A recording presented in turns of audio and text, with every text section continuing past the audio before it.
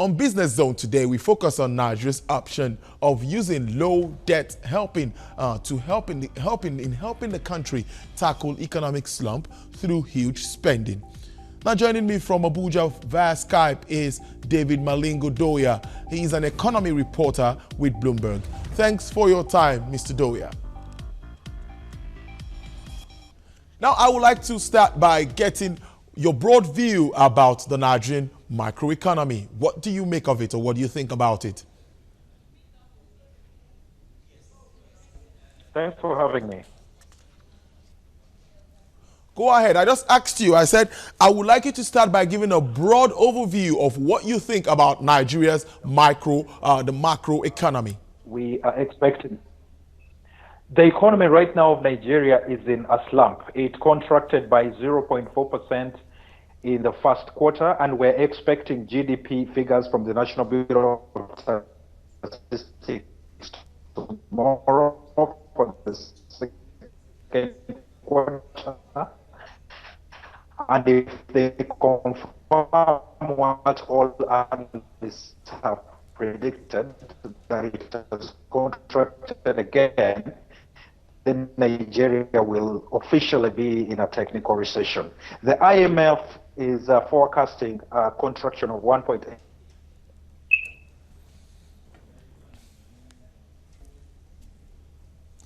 David Malingha Doya there. I'm sure some network challenges there actually to get reception from him there from Abuja. Well, we'll keep trying and see if we could get back to him. Okay then. Now to other stories now. Dangote Cement is preparing to establish a local manufacturing plant in Kenya and has started importing the commodity from its plant in neighboring Ethiopia. Market watchers say Dangote is targeting of the Kenyan consumer with low-cost cement from Ethiopia is expected to further drive retail prices downwards in a market where they have remained static for nearly 10 years. Now, importing cement into Kenya is seen as Dangote's short-term market entry plan as it prepares to establish a local plant in 2019. In its latest trading update, Dangote said the cement exported to Kenya is priced at about $74 per ton, making it up to 40% cheaper than locally manufactured brands. But cement industry sources said the export mainly covers supplies to road construction projects in northern Kenya. Now I think I have David Malingha Doya now via Skype now. Or via phone to actually make his contribution to the program and to the topic we're actually holding on today. Now, I asked you earlier, I said, I would like us to start by getting an overview of Nigerian microeconomy. And you started by talking about the figures which we're expecting from the Nigeria Bureau of Statistics and where we stand as at now. Please, I'd like you to give more insight into that. Yeah, I mean, as we all know, Nigeria is an oil-dependent economy, and the prices of oil have reduced by about 50% since mid-2014. And what has been happening in the Delta region has also seen output go down to almost a 3-decade low. Now, these put together mean much less revenue for Nigeria. And the government had expected to get a lot of taxation, revenue from taxes this year, but that did also not happen because there was a delayed approval in the budget. And if you don't spend, you don't make money, and there are no taxes. So we are probably expecting that the results, that the figures that will come from the National Bureau of Statistics tomorrow might confirm that there was a contraction in the second quarter, following the contraction in the first quarter of 0.4%, and then Nigeria will officially be in a technical recession. Like I said earlier, the IMF is forecasting a contraction of 1.8% for all of 2016. And that will be the first contraction Nigeria has seen for a full year since 1991. Great then, since 1991. Now, but you consider that Nigeria is fortunate to have a lower percentage to debt servicing in our budget expenditure. Give us detailed explanation here. Yeah, I mean, when you compare Nigeria to the rest of sub-Saharan Africa, its debt to GDP ratio is just 13.2%. The average for sub-Saharan Africa is 37.2%. This means Nigeria has room to borrow more. Even if it will be spending a little more on servicing debts, I mean, it still has room to borrow more. And there is no option but for government to borrow if President Buhari is to go ahead and see through his record budget of 6.1 trillion naira. That's the biggest budget he has ever had. And he's targeting spending a whopping 1.75 trillion naira on capital expenditure alone. That is 4 times the amount that was spent in 2015. They need money to put into this project so that it can stimulate the economy, but there is no money from oil, like I said earlier, and taxation has not taken off. So this leaves them with an option of borrowing. They have to borrow. They're planning to borrow about $10 billion, half of that from external markets, half of that from domestic markets. External markets, we just saw a circular coming out of the budget, the debt management office, the other day calling for banks to bid for a contract to start advising government on issuing a Eurobond. So we're expecting Nigeria to sell about $1 billion in worth of Eurobonds. Okay, David, now we're going to go on this short commercial break. We'll be back and we'll still have you online to speak more on these issues affecting Nigerian economy, generally as it stands today. Just stay with us. Now we'll go on this break and we'll be back with more on Business Zone. Stay with us.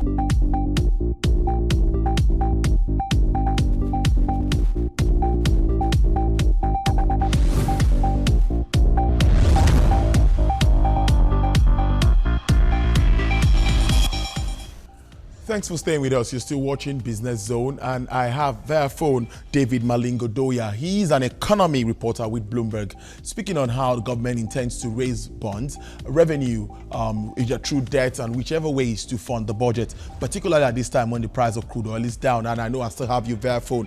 Now, David, we have seen the government raising debt in the domestic market and putting interest to taxation. You also mentioned that now that we've actually not explored that avenue very well. Now, are these actions credible enough to give the government an edge in tackling the current economic slowdown? The approach President Buhari has taken is to diversify the economy. And if you need to diversify the economy, he has recognized that he needs infrastructure, he needs roads, he needs railways, he needs to expand the ports, he needs to generate more electricity. I mean, Nigeria is generating just the capacity is about 6,000 megawatts. This is a country that has 180 million people. South Africa is generating 40,000 megawatts, and it has a much fewer number of people. So Nigeria has to generate more power. It has to build roads. It has to, if they're to see the diversification agenda go through, and the government starts making money from not only oil but from agriculture and solid mineral development, like they have said. So they need money to put into infrastructure, and because the money is not there currently from oil and the other taxation avenues, they have to borrow.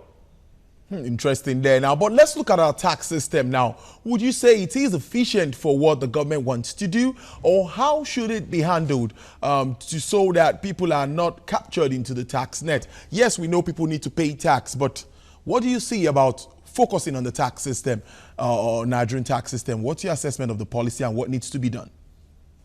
Well, the Finance Minister, Kemi Adelson, has said that they are not going to increase taxes at the moment, but they are going to improve on compliance. This means that the people or the current tax base and net as it is now can give more taxes if people comply and pay their share of taxes and what they're supposed to pay. And then when that comes in, probably they'll look at, expanding the tax base. The minister has already said they have identified thousands of avenues of businesses which they can bring into the tax net. So probably in another 2 to 3 years, we shall see Nigeria's tax revenue increasing. That would be great, because that will help generate more revenue. Now let's look at the larger economy now at this time. Well, before the new figures from the NBS, we're expecting that tomorrow. That, like you said earlier, I think the inflation rate still stands at about 16.5%. Unemployment rate is on the high side. Worsened value of the naira, as at yesterday at the parallel market, over 400 naira, and even interbank rate is over 300 naira. looking at this all around, in what way can the government's program move above these challenges? I mean, government, the central bank governor leading the MPC on June 20th introduced a free floating exchange rate and dropped the peg of the naira from the 197 to 199 per dollar, which had been on for about 1 year, almost 1 year and a half. So they dropped that, and the naira has been free floating. Much as they dropped it, they have maintained some restrictions within the system. For instance, they have that list of 41 items which are not allowed to participate or rather get dollars from the FX market. So there's still a little bit of restrictions here and there.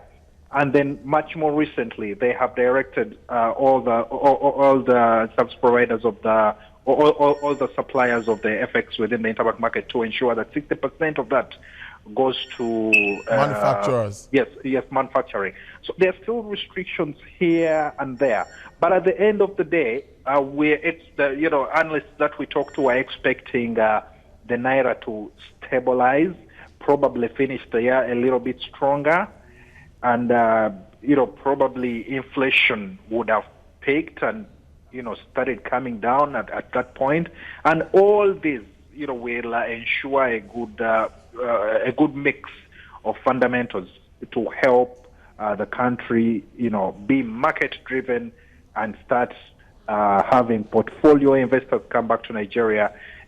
Just this week, yesterday, we had huge portfolio, a huge buy in the Nigerian bonds of over $300 million, of the bonds. So when we see this coming, the portfolio money coming in, it's a good signal that things are beginning to happen. That is when we're going to see more investors come and take up deals that government has in agriculture, in solid minerals, and then this will create more jobs, and that will give more income, and consumption will go up, and probably the economy, might rebound by, like the finance minister says, will rebound next year.